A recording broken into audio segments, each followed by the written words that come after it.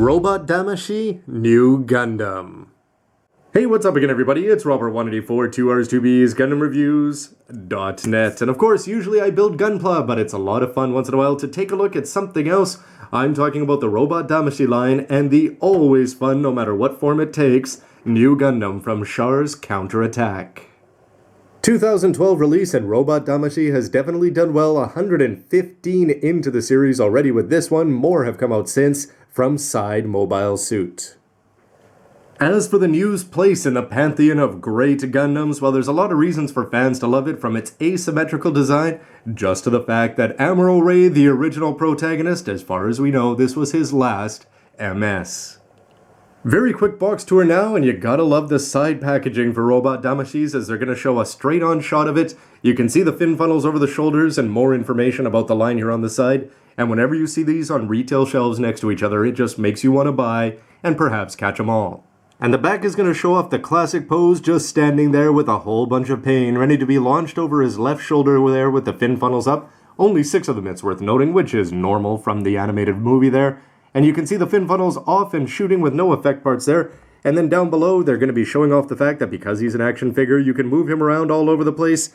Great posing with some great clearance, and you can also mount the weapons in the form of the bazooka and the rifle on the back if you're sending out a whole bunch of pain.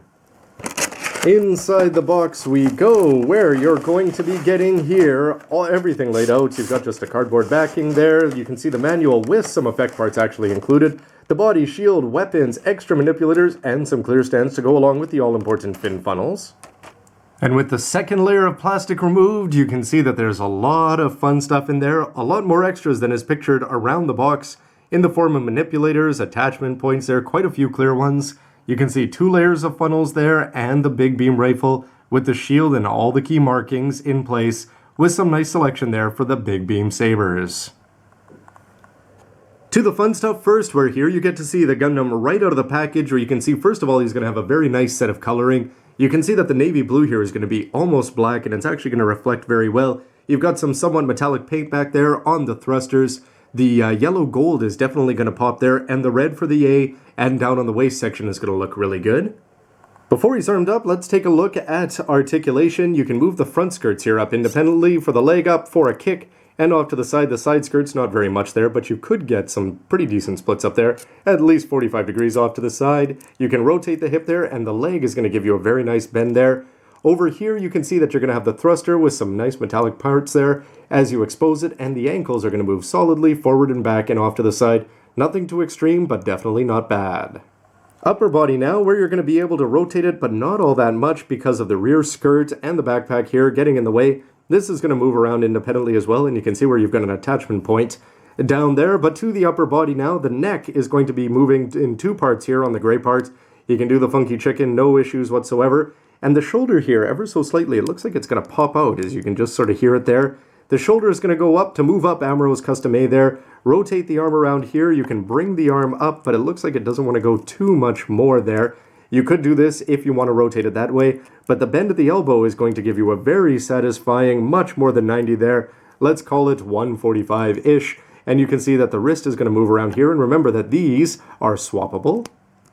But nobody buys the Nu Gundam just for it. It's all about the weapons, the ones, especially here on the back, and you can see some very nice details in here on the fin funnel. I suppose you could even add some lining if you wanted. But the yellow is going to go on there very nice and bright, and it's even on the inside of the blue there. These parts are going to have holes, and in terms of the actual mechanisms, all 6 of these are identical, but you can pop out or just rotate out a little peg here on the top and the bottom, and on the other side you're going to have these parts here where you can attach them in, and for the bends, you'll see that it's going to go around very smoothly, and it can work out this way, or it can work out this way, no problem, with the satisfying click. The manual is simple yet effective there, showing off the parts, and you can see that they're going to give you nice clear instructions on how to line up the fin funnels here when you're looking at them from the rear before. You can see them here all put together. This is what you're going to see from the back of the Gundam, but that white is definitely going to pop. The yellow is looking great, and like the HGUC where this is done up in seals and they're always popping off, it's also nice that you're going to have the options of putting in the pegs on either side, and as long as you line them up there, because you have the 3 options for height, follow the directions, you can't make a mistake. And then more importantly, when you take a look at it from the front, you can see these 2 paired together with 1 out there, these 2 paired, and then these two offset for an overall very cool combination. And on the backpack, you've got this rotating part up here, which feels like a solid set of plastic, and all you have to do is plug these in to this side one. Be careful moving these around too much though, as they will detach when you don't necessarily want them to. But it's time to go wide angle here. As he topples over, you can guess that there's going to be weight issues, and that was with the legs adjusted, or so I thought. With the left leg positioned even further back there, you can see that he's not all that bad for leaning there. You can see that the back of the fin funnels are going to look good, especially because of that black instead of the navy blue. But overall, the funnels themselves, these four that are paired up are going to look pretty good. But the ones that are on the leftmost side are going to separate somewhat here. It almost would have been nice. It's fantastic that you've got all of these custom points and you've got a tab top and bottom with 3 attachment points as well, top and bottom. Just would have been nice if maybe they had put 2 on the top and you could have actually had it on there even more securely.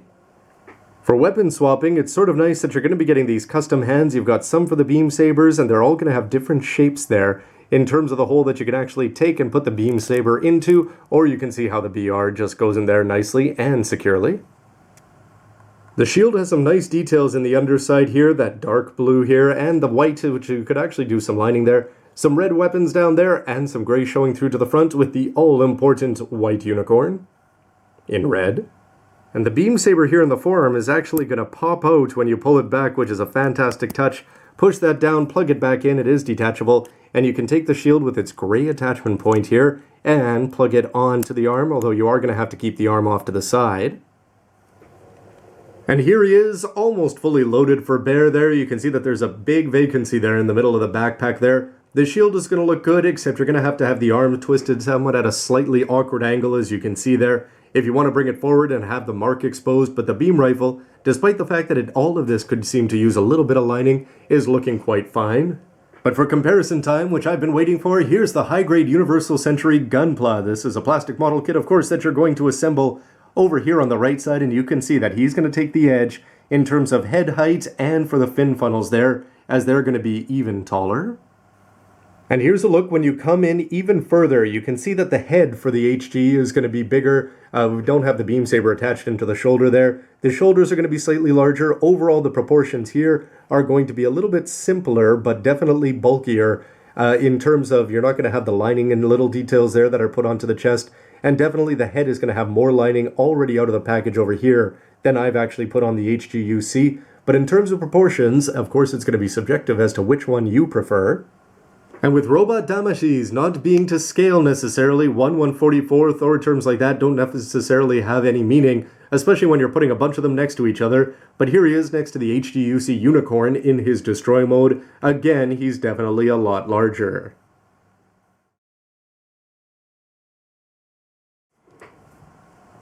EK! Fangs! I mean funnels! I mean bullets?